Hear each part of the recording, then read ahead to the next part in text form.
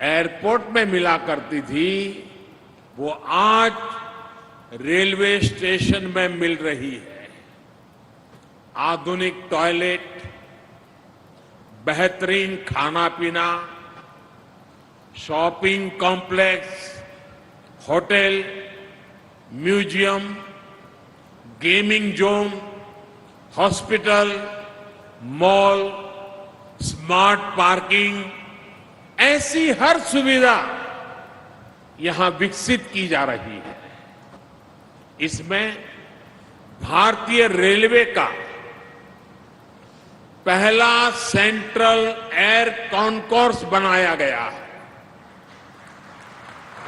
इस कॉन्कोर्स में सैकड़ों यात्री एक साथ बैठकर ट्रेन का इंतजार कर सकते हैं और खास बात यह भी है कि सारे प्लेटफॉर्म इस कॉन्कोर्स से जुड़े हुए हैं। इसलिए यात्रियों को अनावश्यक भागदौड़ करने की जरूरत नहीं होगी। भाइयों और बहनों, ऐसे ही इंफ्रास्ट्रक्चर की, ऐसी ही सुविधाओं की देश के सामान्य टैक्स पेयर को, देश के मध्यम वर्ग को हमेशा उम्मीद रही है।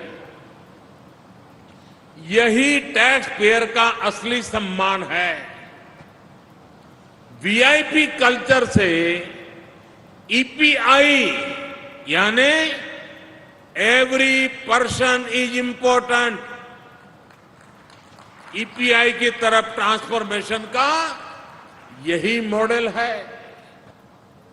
रेलवे स्टेशंस के पूरे इकोसिस्टम को इसी प्रकार ट्रांसफॉर्म करने के लिए आज देश के 250 से अधिक रेलवे स्टेशनों का कायाकल्प किया जा रहा है। साथियों, आत्मनिर्भर भारत के संकल्प के साथ आज भारत आने वाले वर्षों के लिए खुद को तैयार कर रहा है, बड़े लक्ष्यों पर काम कर रहा है।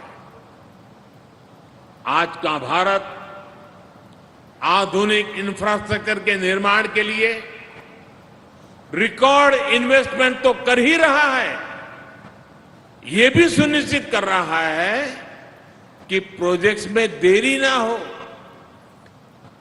किसी तरह की बाधा ना आए।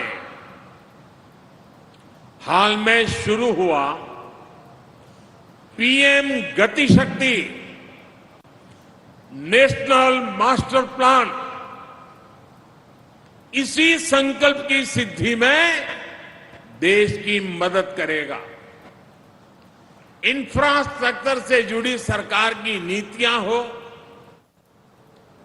बड़े प्रोजेक्ट्स की प्लानिंग हो, उन पर काम किया जाना हो, गति शक्ति नेशनल मास्टर प्लान सभी का मार्गदर्शन करेगा। जब हम मास्टर प्लान को आधार बनाकर चलेंगे तो देश के संसाधनों का भी सही उपयोग होगा। पीएम गति शक्ति नेशनल मास्टर प्लान के तहत सरकार अलग अलग मंत्रालयों को एक प्लेटफॉर्म पर ला रही है। अलग अलग प्रोजेक्ट्स की जानकारी हर डिपार्टमेंट को समय पर मिले, इसके लिए भी व्यवस्था बनाई गई है। साथियों, रेलवे स्टेशंस के रीडेवलपमेंट का यह अभियान भी सिर्फ स्टेशन की सुविधाओं तक सीमित नहीं है, बल्कि इस तरह का निर्माण गति शक्ति नेशनल मास्टर प्लान का भी हिस्सा है। यह आजादी के अमृत काल में ऐसे इंफ्रास्ट्रक्चर के निर्माण का अभियान है जो देश के विकास को अभूतपूर्व गति दे सके।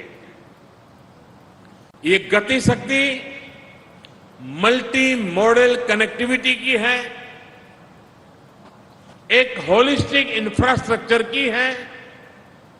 अब जैसे रानी कमलापति रेलवे स्टेशन को अप्रोच रोड से जोड़ा गया है। यहां बड़ी संख्या में पार्किंग की सुविधा बनाई गई है। भोपाल मेट्रो से भी इसकी कनेक्टिविटी सुनिश्चित की जा रही है।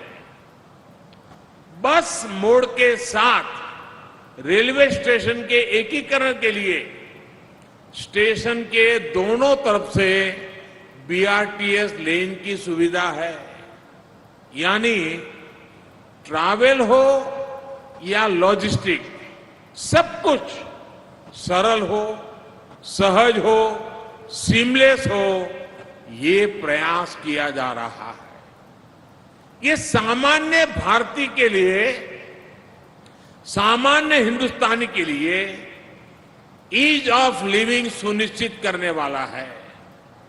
मुझे खुशी है कि रेलवे के अनेकों प्रोजेक्ट्स को इसी तरह गति शक्ति नेशनल मास्टर प्लान से जोड़ा जा रहा है। साथियों, एक जमाना था जब रेलवे के इंफ्रास्ट्रक्चर प्रोजेक्ट्स को भी ड्राइंग बोर्ड से जमीन पर उतरने में ही सालों साल लग जाते थे। मैं हर महीना प्रगति कार्यक्रम में रिव्यू करता हूं कि कौन सा प्रोजेक्ट कहां पहुंचा। आप हैरान हो जाएंगे, मेरे सामने रेलवे के कुछ प्रोजेक्ट ऐसे आए जो 35-40 साल पहले घोषित हो चुके थे, लेकिन कागज पर लकीर भी नहीं बनाई है। 40 साल हो गए। अब खैर ये काम भी मुझे करना पड़ रहा है, मैं करूंगा, आपको भरोसा देता हूं। लेकिन आज भारतीय रेलवे में भी जितनी अधीरता नए प्रोजेक्ट्स की प्लानिंग की है, उतनी ही गंभीरता उनको समय पर पूरा करने की भी है। ईस्टर्न और वेस्टर्न डेडिकेटेड फ्रेट कॉरिडोर इसका एक बहुत सटीक उदाहरण है। देश में ट्रांसपोर्टेशन की तस्वीर बदलने की क्षमता रखने वाले इन इंफ्रास्ट्रक्चर प्रोजेक्ट्स पर अनेक वर्षों तक तेज गति से काम नहीं हो पाया था, लेकिन बीते 6-7 सालों के दौरान 1100 किलोमीटर से अधिक रूट को पूरा किया जा चुका है और बाकी के हिस्से पर तेज गति से काम चल रहा है। साथियों, काम की यही गति आज दूसरे प्रोजेक्ट्स में भी दिखती है।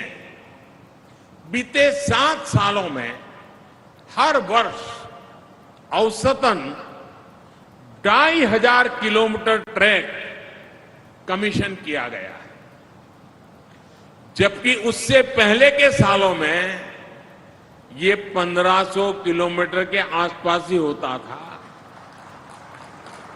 पहले की तुलना में इन वर्षों में रेलवे ट्रैक के बिजलीकरण की रफ्तार 5 गुना से अधिक हुई है।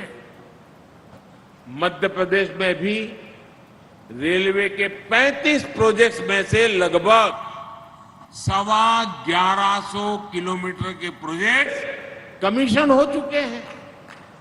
साथियों, देश के मजबूत होते रेलवे इंफ्रास्ट्रक्चर का लाभ किसानों को होता है, विद्यार्थियों को होता है, व्यापारियों